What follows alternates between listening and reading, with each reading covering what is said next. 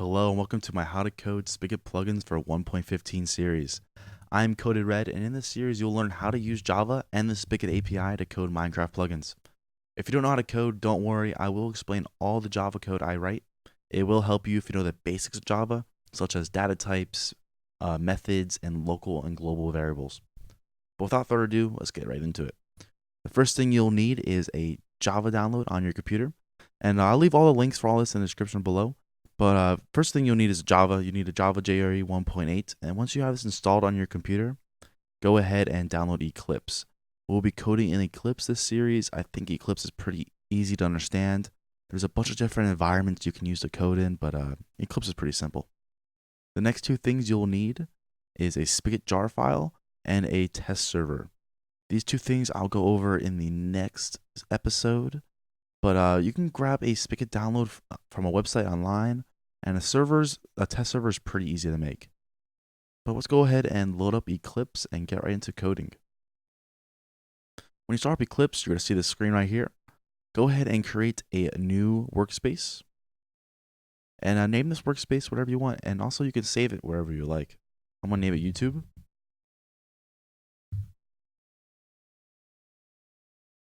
Once Eclipse loads up, you're going to notice two different things. Mine's a little different from yours. Yours probably look very white, and mine's gonna be in dark theme. I do recommend coding in this dark theme. It makes life so much easier. Won't burn your eyes. So if you want to do this, go over to the help and go to install new software. Oh, go to the Eclipse Marketplace. Sorry, go to help Eclipse Marketplace. And right up here in this find, you can search different themes. I will show you the theme that I use.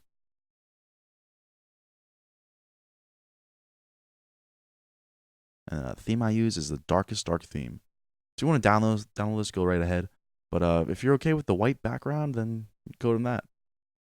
You might see a welcome screen if you first started up Eclipse. Go ahead and just exit out of the welcome screen, and you'll get to right here. Once you're right here, we're going to go ahead and create our first plugin. To do this, you can go to File, New, Java Project, or you can right-click right here on this Package Explorer, go to New, Java Project. Once in here, we're going to name our plugin. So for our first plugin, like many other series, or my last series, we're going to name it Hello World. Make sure you're running the Java 1.8 that you just downloaded. And then go ahead and press Next. Once you press Next, go over to Libraries, the third tab. And right here, we're going to add our Spigot jar. So we're going to add external jars. Go ahead and locate your 1.15 download. Also, I should mention that Spigot is backwards compatible. So if you're coding in, say you watch this video back then, or in the future, I mean. So if you say you're coding 1.16, this whole series will work in 1.16. If you're coding 1.12, this series will work in 1.12. Spigot is backwards compatible, so if you're coding a plugin for 1.8, it will work. You just gotta check and make sure. So there's some things that are new that won't work in 1.8, of course, but for the most part, Spigot is backwards compatible. So now we have this project created. We can go ahead and go ahead and open your reference library. So this is where you see the Spigot and any other plugin that you put in here. You'll be coding mostly in the SRC, actually always in the SRC. So go ahead and right click on your SRC. I'm going to create a package. Now a package is typically your website. So if you have a website, it'll be a com dot the name of your website and then dot the project name. But if you don't have a website, don't worry. Just type in me.codedred or type in me.yourname.helloworld, which is the name of the project. Once you have the package created, go ahead and press finish. And we're going to right click on the package and create our first class. So I right clicked on the package, went to new class. Now in the class, we're creating our main class. So type in main, make sure it's capital M, and press finish. Now there's a few things you're going to do in this main class that you won't do in any other classes in your plugin. The first thing is extends Java plugin. If I can type, there we go. Extends Java plugin. And you're going to have to import this. To import, you can hover over the Java plugin, click on import, or you can press Control Shift O, or if you're on Mac, you can press Command Shift O, and it'll automatically import the Java plugin. Be careful when doing this because there could be multiple imports, and you want to make sure you select on the right import. So now that you have extends Java plugins, what this does is puts our Spigot jar file into our project. So now we can use the different Spigot API in our plugin. So now that you have that, we'll go ahead and create two methods. I want to type up these methods real quick and then I'll explain.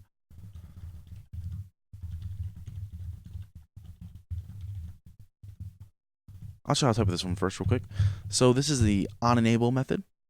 So basically whenever your server startup, so on server startup, on reloads, on plugin reloads, whatever's inside these curly braces will run. And then there's also an @override public void on disable. And it's just the opposite of onEnable. So whenever the server is shutting down, on shutdown, or even on the reload, so when the server, the plugin's gonna be disabled. Whatever's inside these curly braces will run. So when the server starts up, whatever's in here will start. And whenever the server's shutting down and the plugin's being disabled, whatever's in here will run. Now, these are the three things, like I said, that you'll need in the main class that you won't need in any other class. You will need an onEnable, and you'll need an onDisabled, and you will need this extends Java plugin. Once you have that, that's basically the basics done. Once you have that, you can go ahead and do whatever you want. Now, for this plugin, we're going to make it real simple. We're going to make our first command, and our command is going to be /hello, and then we'll get a response saying, hey, welcome. And then to do this, we're going to need another method. It's going to be our onCommand method. And to create a command method, it's going to look like this. It'll be a public Boolean, which means to return true or false. onCommand, which is just the name of the method. If you're new to coding, this is just the name of the method. And what inside these parentheses, you're going to put a few things. We're going to need a command sender, and we're going to name this sender. You're also going to need the command, and I'm going to name it CMD. We'll need a string. I'm going to call it label, and then we'll need a few arguments of strings, a string list of args. Go ahead and import these. A big mistake a lot of people do is for this command right here, make sure you import bucket.command, not Mojang, not the bucket material. Bucket org.bucket.command. And then command sender should only have one. Once it's imported, you'll see this red line. Just go ahead and type in return false.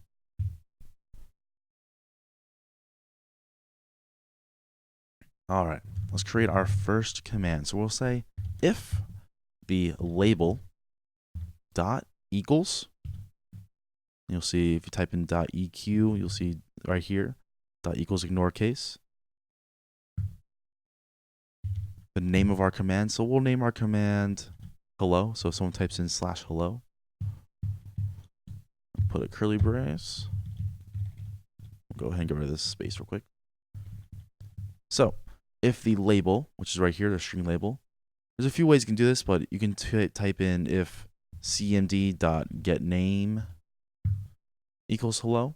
That's a way to get the command. Or I like to do label, so it's a lot faster. If the label, which is the command right here, equals hello, go ahead and do whatever's in these curly braces. So what are we going to do? Well, the first thing we want to do, we want to decide if it's a player or a console running this command. So we're going to say if the sender is instance of player. You're going to want to import player. So what this is doing right here is saying if the sender is a player, go ahead and do whatever's in here. And then right after this, we can just say else, and it'll do whatever for a console. So a sender isn't always a player, and you have to make sure you know that, because there's a lot of things you can do with player that you cannot do with sender. Usually you just use sender for a console. But once we know that the sender is a player, we can go ahead and start doing player stuff. To do this, we're going to need to create a player. So type in player, and then the name of your player. I'm going to name my player just player. And we'll set it equal to the cast of a player sender. So we're basically we're creating a player data type right here, and we're setting it equal to sender, but we're going to cast a player onto it. Now, if you haven't already, type in sender and do dot, and you'll see that there's a bunch of stuff you can do with sender. A lot of stuff. If you type in player dot, you'll see there's even more stuff you can do with player. And that's why we need player. So we're going to type in, so now we have a player, we can go ahead and do a bunch of stuff with him. We can do player dot set health. I mean, you could do so much different things with this. But we're just going to do a simple thing of just saying send message.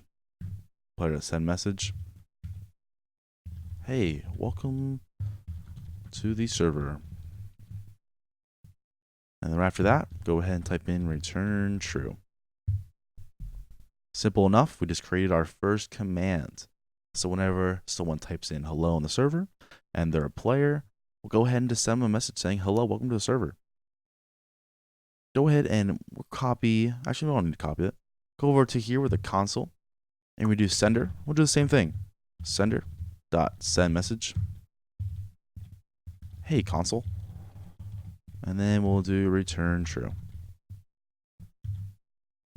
Now, it's kind of lame having this will be in white text, plain bucket text. So let's go ahead and add some color to this message. Now, to do this, there's a few different ways you can do it.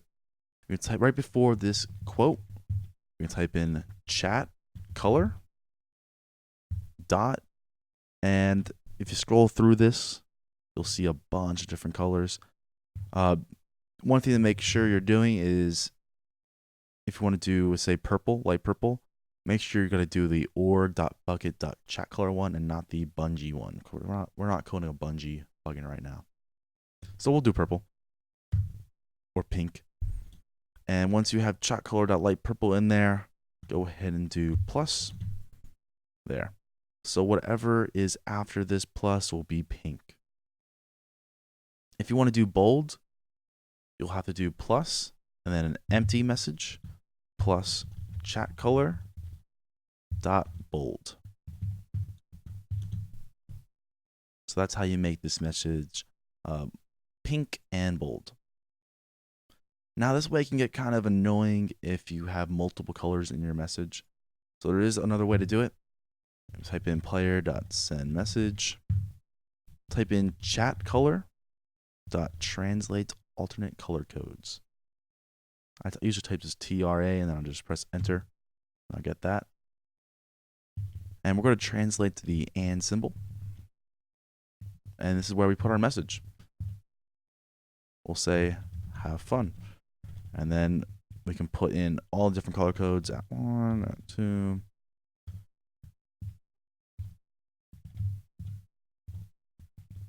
Now this is the best way to do like a rainbow kind of text, as you can see, because it'll just translate the and symbol in this entire message.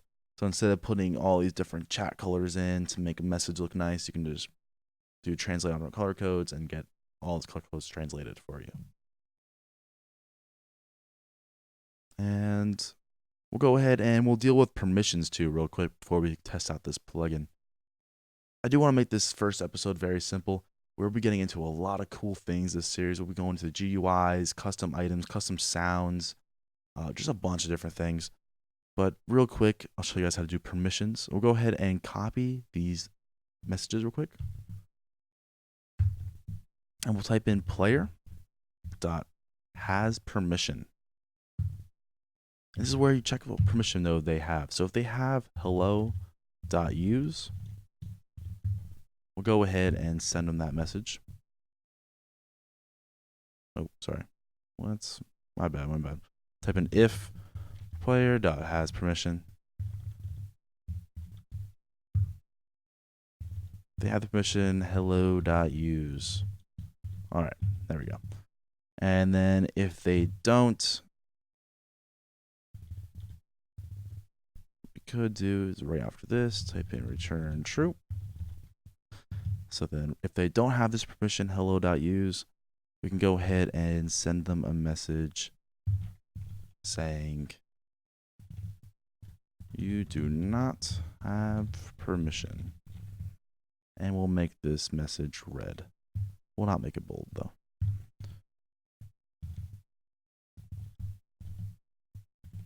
All right. So if the sender is a player, we'll go ahead and create the player right here. Once we have the player created, we'll see if the player has the permission hello.use. And if they do, if they have that permission, we can say these messages. So I kind of did a shortcut here. If the player has permission, you can say equals true. So if they have the permission is true, then go ahead and do this. If it's false, which means they don't have permission, go ahead and do whatever's in here. You kind of just leave that out. So if the player has permission hello.use, go ahead and do these messages and then return true. So what return true does, it kicks them out. So once it has return true, none of the code under it will run. But if the player doesn't have permission, go ahead and send them this message saying you don't have permission. If the sender is a console, we'll send this simple message saying, hey console. And it's that simple. We're done. Before we can run this on the server, there's one more thing we'll have to do, and that is create a plugin.yml. Now, every single plugin you create will need a plugin.yml, and to create it, it's pretty simple. Just click on src, and I get this question a lot in my Discord, plugin.yml errors, and it's always because people create it inside the package and not inside the src. So it has to be outside your packages, but inside the src. So right click on src, go to new, file, and make sure it's all lowercase and type in plugin.yml. There's 4 things that you'll need every single time. You'll need a main, a name, a version, and author. So it's also another thing I get wrong a lot, and I get a lot of problems in my Discord, is the main. So the main is referencing this main class. So if you have multiple classes, whatever class you put this extends Java plugin in is the class that you'll be referencing. So to reference a class, you'll be doing the package dotted with the class name. So our package is me.codedred.helloworld. And I'm going to dot it with main. Now, don't be confused that I named the class main and main. If this class was named hello, you'll do dot hello. It's whatever your name of the class is that has the extends Java plugin in. So our class is me.codedred.helloworld.main. Now, the name is the name of the plugin. So you can do this whatever you want. Hello, hello world, it doesn't matter. I'll just do hello. And the version, so this is a string. So your version could be 1.0. I usually do 1.0, and then when I do updates, I do like 0.1, 0.2, 0.3 going on. It can be R1, it can be V1, and it can be whatever you want. It is a string, but I usually do 1.0. And then the author will be yourself, coded red. So now that's the basics of what you need basically every single time in your plugin.yml. If your plugin does deal with blocks and stuff, you'll need the API version. And there's only a few fields for this. There's 1.13, 1.14, and I think there's 1.15 now. But if you're using a 1.14.4, don't get the 0.4, just be 1.14. But I'll get into that later. We're not using an API version, so what we are using is commands. So type in commands, do 2 spaces, and type in hello. And that's it. Now our command's created. Of course, there's a few things. I'll leave a description. I'll leave the link in the description below of all the different things a plugin.yml can have. You can have a description in here. There's a bunch of things you can have. We won't do anything like that. We'll just type in the hello. And now we are good to go. So I'm gonna start up my server and then we'll see if this plugin works. Be right back. All right, now in the server, if you type in /hello, you get the message, hey, welcome to the server, have fun. Just like we put into the code right here. Go ahead and zoom out. Hey, welcome to server, have fun. Exactly what we needed. And now I did say this because I have the permission. I am opt. If I de-opt myself real quick and then type in /hello, you don't have permission. And congrats, you guys just made your first Spigot plugin. And believe me, it gets a lot more fun than just sending messages. We will get into a lot of cool stuff later in the series. And like I said, next episode we'll be going over creating a test server for you guys. So if you didn't have a test server for that run, this episode, don't worry, the next episode will go right over it. See you guys next time.